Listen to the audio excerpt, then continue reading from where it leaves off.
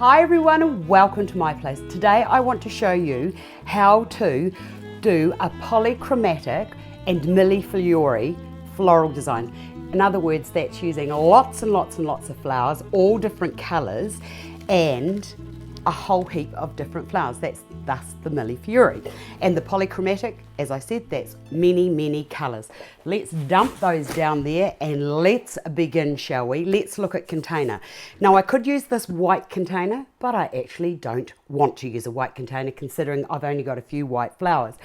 So what I did last night, and I'm very proud of myself, this is the container that I verdigreed. Now I've shown you how to do verdigris before, so you can just see, have a look at that. From this plain horrible white thing to the lovely verdigris on this, I think that this is visually more exciting. Now you can get the paints from Porter's Paints and they're available all throughout the world, and there's all sorts of beautiful things that you can use, and I just love the texture, and I just love that just by putting the base color on, you just chuck the acid stuff onto it and it just does this for you, and it takes like less than half an hour. And the other thing I did this time that I don't usually do is, this plastic pot really should have been undercoated, but I thought I haven't got time, I'm just going to try it and see what it does. So I'm really pleased with the result.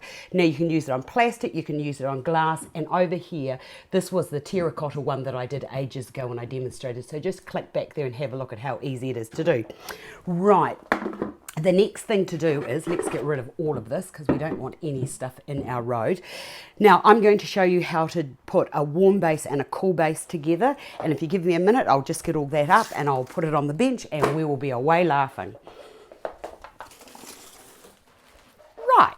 Well, I've got all my greenery together now, and as I said, I'm going to use a warm base, which is this conifer here, and I'm going to use a cool base, which is this other conifer. Now, the rule of thumb, as I have explained numerous times, is get all of your foliage cut and in front of you before you begin to make sure that you've got the right dimensions. It's just a matter of, well, as I have said, it's either the width or the height of the container, whichever is the greatest. The reason I love this container is it is as high as it is wide, so it's a really lovely sturdy container. Now the other thing that I'm going to do is, once I've done this, I'm going to incorporate fresh flowers into it. So I am going to be using the green foam, which I've soaked in water, and I've put just a little bit of bleach into that just to keep it nice and clean. Now Martin, I know that you come from Essex. Thank you for your little note, really appreciated, knowing where you are in the world.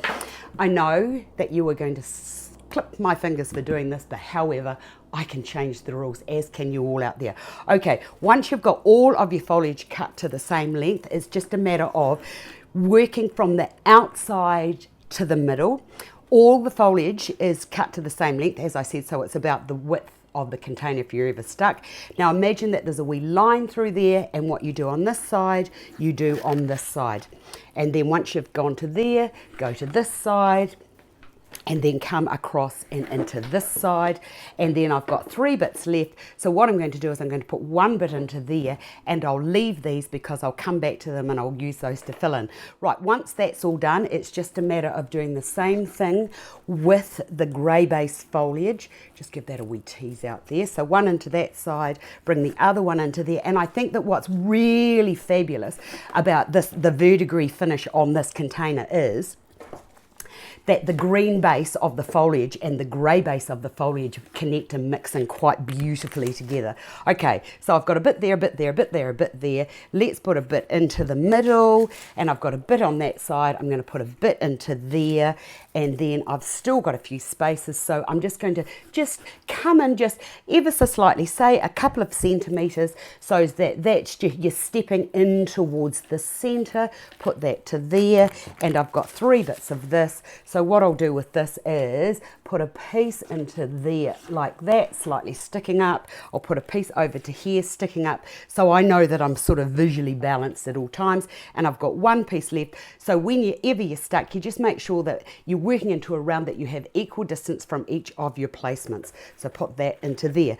Right, oh, and wouldn't you just know I didn't look hard enough, and there's another bit. So I'll just bring that bit over and into there.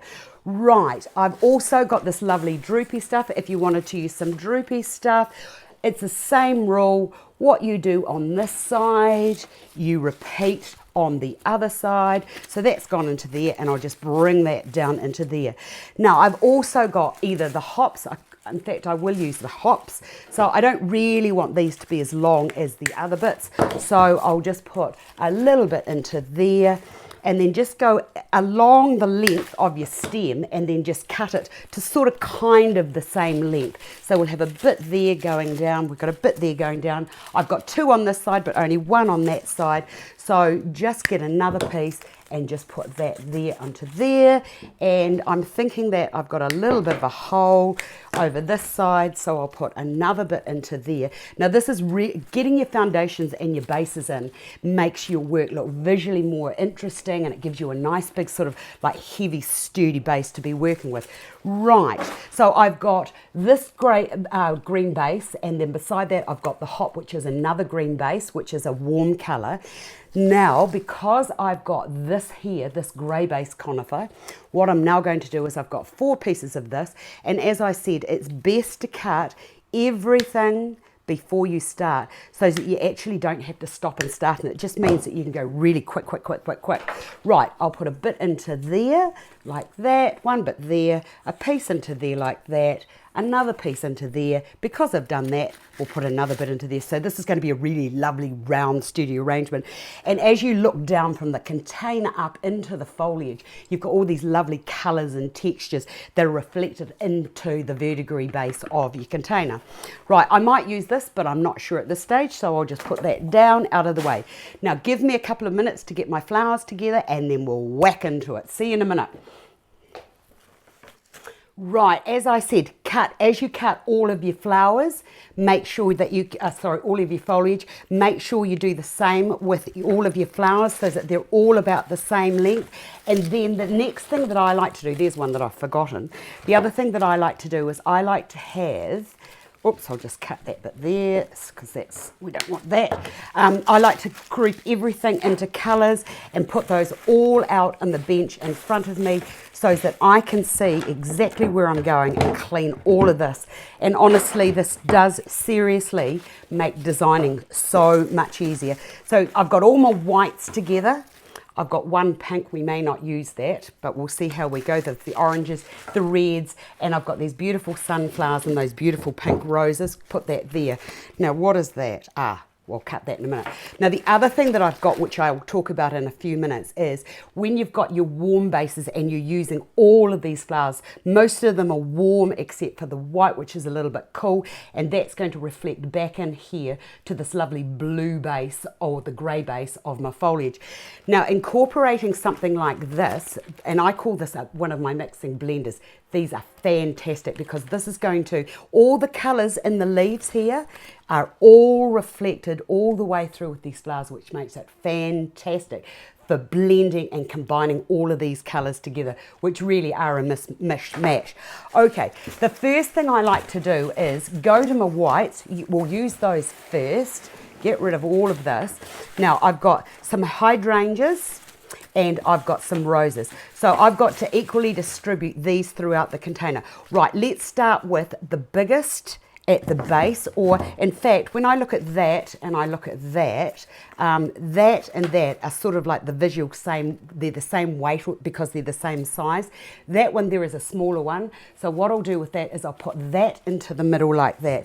Now, I've already had to stop and start, and as I said, if you cut everything, oh, for goodness sake, this is like a big workout. If you cut everything to the same length before you start, you don't actually have to take your mind's eye away from where you're going in the direction. So I'll put a white in there, and then what I'll do to balance that out is I'll put a white on that side. Because I've done that, and as I said, follow that line or that little, you know, the little imaginary line that runs through the middle of your container. What you do there, put it on that side. Now you can cheat it and you can go a little bit up or a little bit down, depending on which way you're going.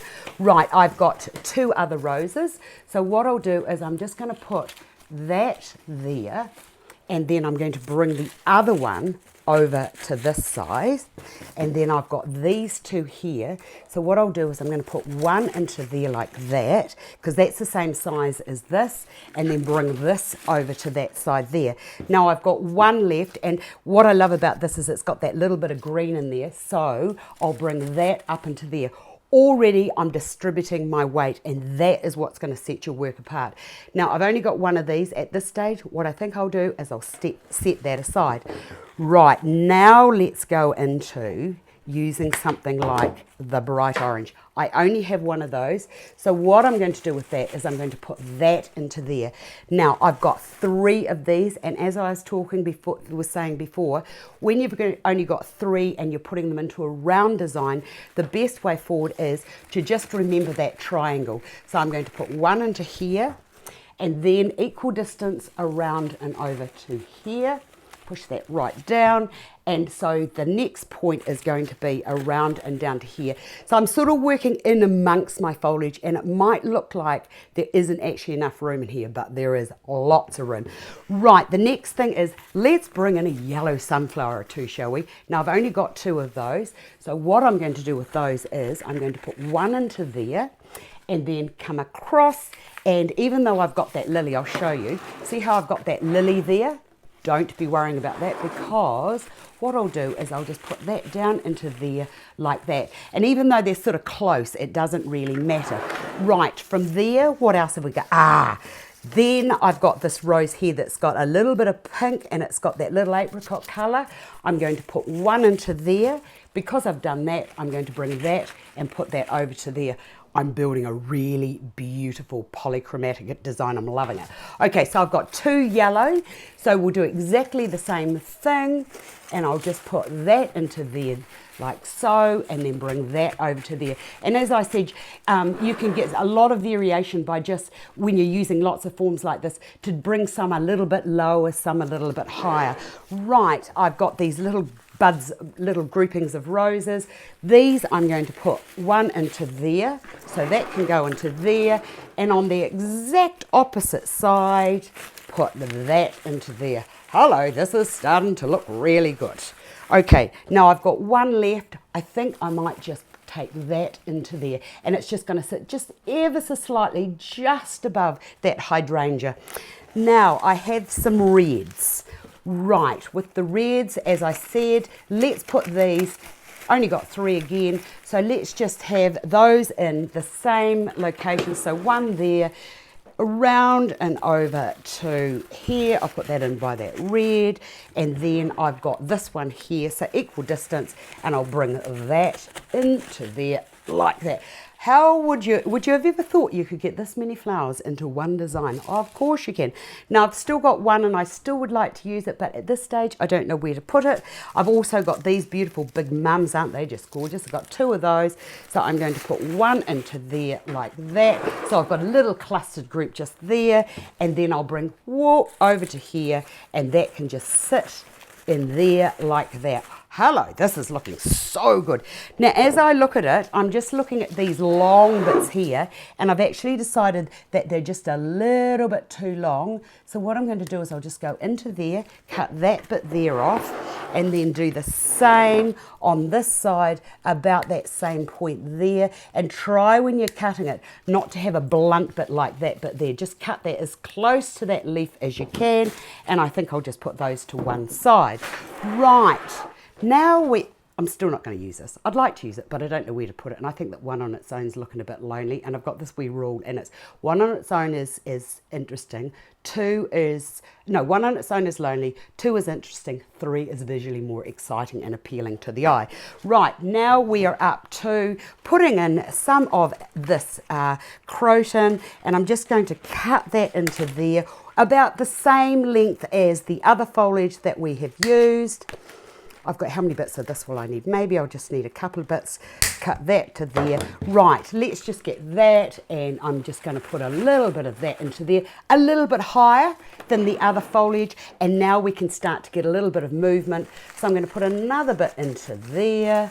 Even though it's covering those flowers, I'll show you that in a wee moment, doesn't really matter. So as you look at it, I've got a bit there, I've got that bit in the center, and because I've got this bit here, I think I'll just put that into there like that, and because I can, I'm just going to put that around and into there, just like that. So there we have it. So we've got a little, that beautiful diffusing colour there and there, a little bit up into there, I've got a bit down into here and a bit into there. This is a gorgeous, gorgeous statement. This is going to look fantastic in my drawing room. I absolutely love it. And the thing that I do to cheat, as I said, I was using fresh and artificial. Now what I do is I'll either use those little glass vials that you get for the orchids, or I'll put the fresh flowers right down into amongst the flowers so that I've got a beautiful fragrance. Busy flowers for busy people. I hope you enjoyed that. I've enjoyed showing how to do it. See you another day.